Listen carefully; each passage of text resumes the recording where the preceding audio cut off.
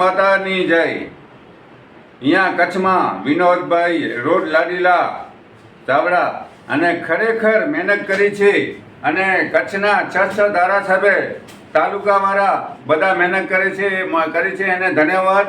અને મોદી સાહેબની 400થી ઉપર સીટ આવે છે। મોદી સાહેબની શું કામ આવે છે કે મોદી સાહેબ કામ કરીને બતાવ્યો છે। નહીં તો આપણે જ્યાં પહેલાં 20 વર્ષ પહેલાં જ્યાં જઈએ ત્યાં કર્ફ્યુ લાગી પડ્યું હોય, હમણાં ક્યાં દેખાય છે ભાઈઓ કર્ફ્યુ?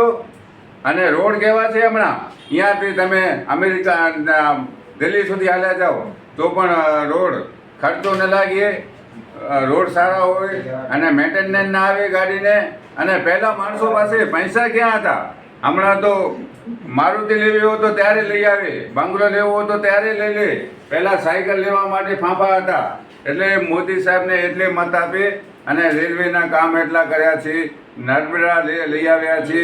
અને ભુજથી લાંબે આ બાવર હતા, બાવરની છૂટ હતી આપી તો ત્યાં કને મકાન ને બધા બની ગયા, નહીં તો પૈસા જ નહોતા। એટલે મોદી સાહેબને સીટ આપે। હિન્દુ મુસલમાન કોઈ નથી, જે ખોટો કરે છે કાફર છે। ખરેખર ધન્યવાદ મોદી સાહેબને। જય જય હો મોદી સાહેબની। જય હિન્દ, જય ભારત, જય કિસાન।